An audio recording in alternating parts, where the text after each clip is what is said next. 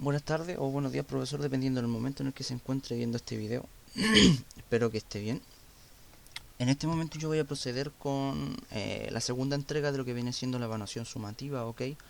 De lo cual se adjunta, ¿cierto?, la primera entrega, en donde se explicaron una serie de puntos, pero esta vez se va a entregar de una forma un poco más completa. Eh, en primera instancia, cierto, para esta segunda entrega, cierto, se nos solicita tener instalado el sistema operativo, en este caso Windows 10, cierto, con las características del equipo, cierto, del tipo de procesador, la cantidad de memoria disponible, entre otros, cierto. Eh, Instalar, cierto, un segundo disco duro en el computador, o en este caso en la máquina virtual, cierto, para generar unas particiones, cierto, que mostraría a continuación.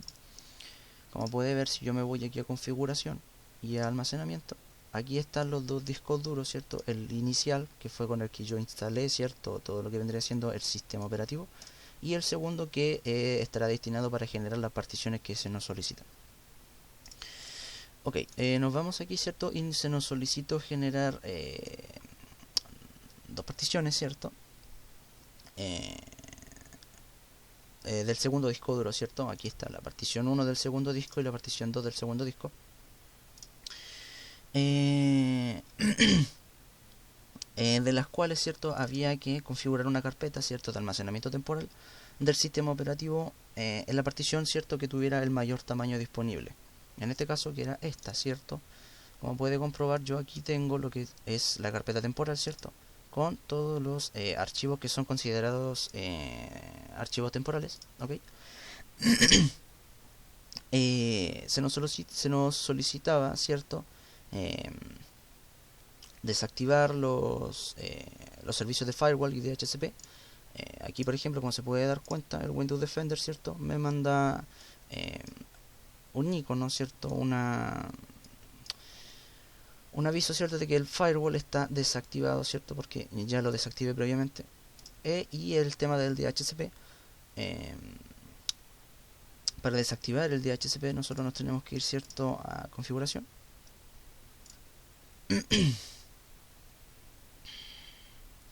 Nos vamos a red de internet, ¿cierto? En este caso yo me voy a ir a Ethernet, ¿cierto? Porque estoy conectado mediante un adaptador puente, ¿cierto? A través de un cable Ethernet. Y nos vamos a cambiar opciones del adaptador. En este apartado, ¿cierto? Aquí eh, nosotros damos clic derecho, ¿cierto? Y nos vamos a propiedades. Y buscamos el apartado que dice, ¿cierto?, el protocolo de internet versión 4, ¿cierto?, de TCP, que es el protocolo de control de transmisión, ¿cierto?, de IPv4. Hacemos doble clic encima y aquí, como puede ver, nosotros podemos obtener, ¿cierto?, una dirección IP automáticamente, que es lo que es designado mediante el DHCP, pero lo podemos desactivar usando la opción que dice usar la siguiente dirección IP, y aquí se agregaría todo de forma manual. Pero en este caso no lo vamos a hacer porque ese punto no se va a tomar en consideración.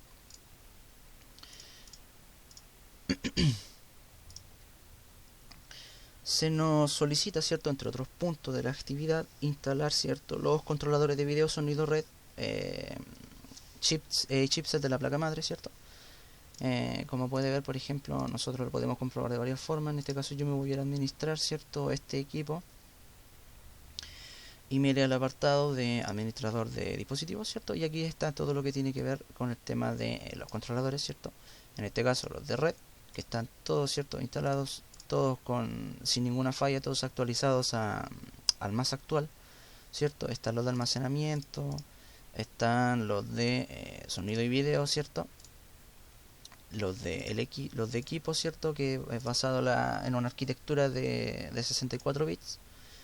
El del procesador, que en este caso es un Ryzen 3, ok.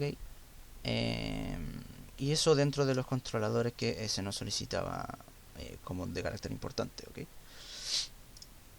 Se nos solicitaba también instalar una impresora, ¿cierto?, genérica de un determinado modelo que se especificaba en el documento, pero se nos indicó que podía ser cualquier impresora, ok. Eh, Como puede ver, aquí yo tengo instalado, ¿cierto?, los drivers de la impresora. En En este caso una HP de modelo específico, pero como yo no tengo una impresora a mano, no tengo forma de agregar el dispositivo. Lo único que puedo demostrar aquí es que tengo los controladores instalados, y si yo por ejemplo quisiera agregar el dispositivo, que en este caso tiene que ser el que se indica aquí, ¿cierto? Se podría agregar mediante la conexión del cable, ¿cierto? USB sin ningún problema. Se nos solicitó, ¿cierto?, instalar 3 aplicaciones iniciales. En este caso eran Champ, JDK y NetBeans, de las cuales NetBeans y JDK se instalaban juntas, ya, ok, al momento de descargarlas e instalarlas.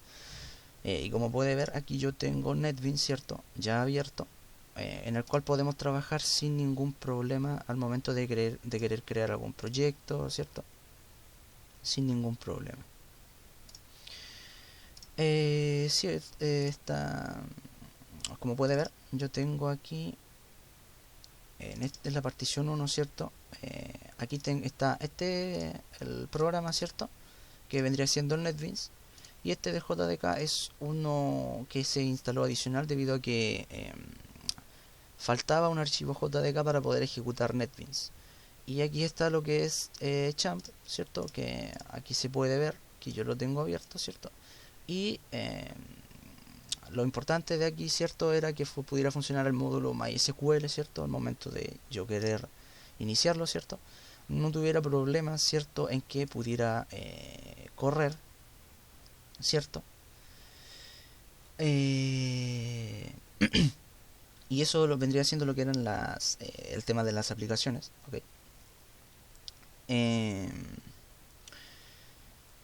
Y adicional a eso, al documento, ¿cierto?, no se ponía de forma explícita que se necesitaba, ¿cierto?, se necesitaba una forma para la comunicación de teletrabajo, en este caso, ¿cierto?, de la empresa.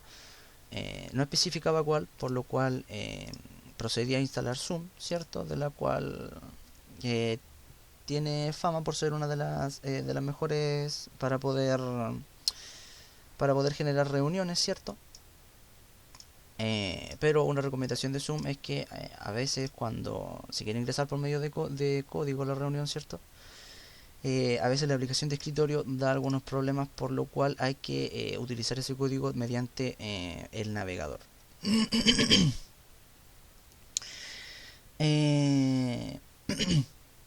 Se nos solicitaba, ¿cierto?, crear un punto, ¿cierto?, una vez realizado todo esto, ¿cierto?, crear un punto de restauración del sistema una vez realizado todo lo ya realizado, ¿cierto? Y eso se hace de forma sencilla, ¿ok? Aquí crear un punto de restauración, ¿cierto? Nosotros en este caso nos iríamos, por ejemplo, aquí, ¿cierto? Le daríamos a crear, ¿cierto?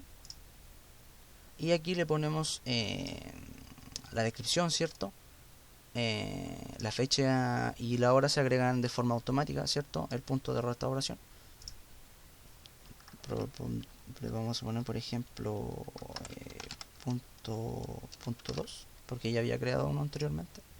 Y se crea el punto de restauración. Esto tarda un par de minutos, ¿ok? Y por último, ¿cierto?, se nos solicitaba crear una copia de seguridad del sistema, pero que contemplara una cosa en específico, en este caso que era la carpeta que contenía todo lo que era del perfil de usuario, ¿ok? Y y guardase ese archivo, ¿cierto?, en la segunda partición del segundo disco duro, o sea, que se guardara en la segunda partición del segundo disco duro, ¿cierto? Como puede ver, yo aquí ya creé esto es lo que viene siendo la copia de seguridad, ¿cierto?, con el usuario, en este caso el usuario administrador, que soy yo, en donde se guarda todo lo que tiene que ver con los archivos dentro de la carpeta usuario, ¿ok?